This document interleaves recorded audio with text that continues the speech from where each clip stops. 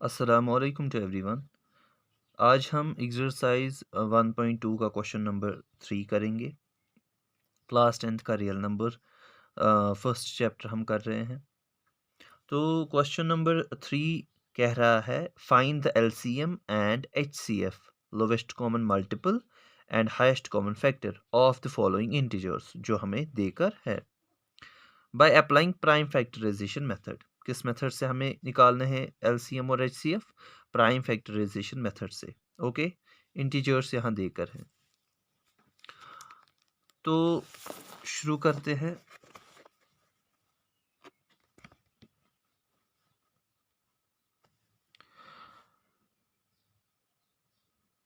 Part first लेंगे question number 3 का। We have 12, 15 and 21। तो 12, 15 और 21 तीन इंटीजर्स है हमारे पास। इन तीनों का हमें क्या करना है? लोवेस्ट कॉमन मल्टीपल भी ढूंढना है और हाईएस्ट कॉमन फैक्टर भी ढूंढना है। तो LCM and HCF by prime factorization method कैसे करते हैं हम? 12, 15 और 21 को अलग अलग निकालते हैं फैक्टर्स। अगर आपको याद होगा पिछले क्वेश्चन में, क्वेश्चन नंबर 2 में हमने क्या किया था? हमने एलसीएम निकाला था, मगर किस मेथड से? डिवीजन मेथड से। आप चाहे तो यहाँ भी आप कौन सा मेथड यूज़ कर सकते हैं? प्राइम फैक्टराइजेशन मेथड का। इधर हमने डिवीजन मेथड का यूज़ किया था, जिसमें हम इंटीजर्स को साथ लेकर फैक्टर्स निकालते हैं। बट जो हमें आज क्वेश्चन वही से कह रहा है कि आप क्या कीजिए, आप एलसीएम निकालिए, एचसीएफ भी निकालिए, मगर किस मेथड से? आप प्राइम फैक्टराइजेशन मेथड से निकालिए। तो मैंने 12, 15 और 21 को अलग अलग रख दिया। स्टार्ट किससे करते हैं? 2 से। क्या 12 को 2 से डिवाइड होगा? जी, बिकॉज लास्ट में यहाँ इवन है और हमें पता भी है कि 12 आता है 2 के टेबल में। छोटा नंबर है, 2 6 जार 12। ओके, तो अब हमारे पास 6 है, फिर से 2 से हो जाएगा इसको डिवाइड। 2 3 जार 6। अब हमारे पास 3 है, 3 को 2 से नहीं होगा, तब हम 2 से कहाँ जाएंगे? 3 पर। तो 3 को 3 से होगा, 3 1 जार 3। तो निकले हमारे ये फैक्टर्स 12 के। अगर यहाँ से देखेंगे 15 का, 2 से स्टार्ट करते हैं, बट हम 2 से नहीं कर सकते because 15 is not divisible by 2। तो 3 5 जार 15, 5 से होता है, और 5 को भी 5 1 जार 5। Then moving to 21। 21 जो हमारा नंबर है, इसको भी 2 से नहीं होगा डिवाइड, बिकॉज वंस प्लेस पे, यूनिट प्लेस पे 1 है, ऑड नंबर है। 21 नहीं आता है 2 के टेबल में, डिवाइड नहीं होगा।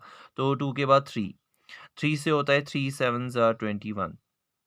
Then 7 7 1 are 7, because 7 prime number है। ये 4 5 6 इन टेबल्स में नहीं आता, 7 डायरेक्ट 7 से ही हो जाएगा। तो जब हम ये फैक्टर्स निकालेंगे, तीनों 12 के भी निकाले, 15 के भी निकाले और 21 के भी निकाले, तो इसके बाद हम क्या, हम इन फैक्टर्स को ऐसे लिखते हैं। 2 मल्टीप्लाइड बाई 2 मल्टीप्लाइड बाई 3 इसका है। 15 का है 3 मल्टीप्लाइड बाई 5। मैंने ये डेलिबरेटली यहाँ इधर लिखा, यहाँ नहीं लिखा, क्योंकि मुझे पता है, यहाँ देखकर ही मुझे समझ आ रहा है कि ये 3 इधर भी है, इधर भी है 3 और इधर भी है 3। इसका मतलब इन तीनों में से, इन तीनों में एक नंबर कॉमन है, इसीलिए मैंने डेलिबरेटली 3 के नीचे 3 लिख दिया, मल्टीप्लाइड बाई 5। फिर जब 21 के फैक्टर्स निकले, 3 मल्टीप्लाइड बाई 7, वो भी मैंने इसका 3 इसके 3 के नीचे लिख दिया, उसके बाद मल्टीप्लाइड बाई 7। ओके, तो आगे बढ़ते हैं। एलसीएम जो हम डिवीजन मेथड में करते हैं, उसमें हम क्या करते हैं, उनमें हम सब को मल्टीप्लाई करते हैं। यहाँ प्राइम फैक्टराइजेशन मेथड है, ये 2 नीचे, ये भी 2 नीचे, यहाँ ये कॉमन है, ये वाला 3, तो 3 के बदले एक ही 3 लिखना है आपको। उसके बाद ये 5 और ये 7, इन सब को मल्टीप्लाई करेंगे और हमारा आंसर आता है 420। तो 420 हमारा एलसीएम निकला। अब एचसीएफ क्या निकलेगा, इसी पर हमें नज़र डालनी है। इसमें जो कॉमन होता है तीनों का, वही कॉमन नंबर एचसीएफ होता है। ओके, तो इसमें आपने देखा 3 तीनों में है, इसका मतलब हमारा हाईएस्ट कॉमन फैक्टर 3 है। ओके, इसी तरीके से हम क्या करेंगे, पार्ट नंबर सेकंड, उसमें हमें देकर थे इंटीजर्स 8 9 एंड 25। तो हमें एलसीएम और एचसीएफ, लोवेस्ट कॉमन मल्टीपल और हाईएस्ट कॉमन फैक्टर निकालना है प्राइम फैक्टराइजेशन मेथड से। ओके, इससे पहले जो हम एचसीएफ करते थे, पिछले वाले क्वेश्चंस में जो हमने एचसीएफ किया वो हमने यूक्लिड्स डिवीजन एल्गोरिथम से किए, बट ये यहाँ हमारा क्वेश्चन बोल रहा है आप प्राइम फैक्टराइजेशन मेथड यूज़ कीजिए। तो हमने प्राइम फैक्टराइजेशन मेथड यूज़ किया, प्राइम फैक्टर्स 8 के भी निकाले इस तरीके में, 9 के भी निकाले और 25 के भी निकाले। इसके बाद जब हम इनके फैक्टर्स ऐसे लिखते हैं हॉरिजेंटली, 8 का क्या है 2 मल्टीप्लाइड बाई 2 मल्टीप्लाइड बाई 2, 9 का है 3 मल्टीप्लाइड बाई 3 और 25 का है 5 मल्टीप्लाइड बाई 5।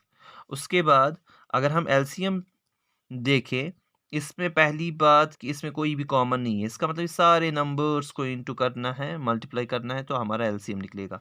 वही मैंने किया है 2 multiplied by 2 raise to the power 3 क्योंकि 3 बार है, multiplied by 3 raise to the power 2 2 बार है 3 और 5 भी 2 बार है इसलिए 5 रेज़ टू द पावर 2। इसके बाद इसका मैंने सॉल्यूशन निकाला मल्टीप्लाई वगैरह करके, वो आया हमारा 1800। तो लोवेस्ट कॉमन मल्टीपल इन तीन नंबर्स का 8, 9 और 25, इसका लोवेस्ट कॉमन मल्टीपल है 1800। और हाईएस्ट कॉमन फैक्टर, यहाँ आप देखेंगे इन तीनों में कोई भी कॉमन नंबर नहीं है। जब कोई भी कॉमन नंबर नहीं आता है उस वक्त हमारा जो हाईएस्ट कॉमन फैक्टर है वो 1 आ जाता है। कैसे? अगर मैं इधर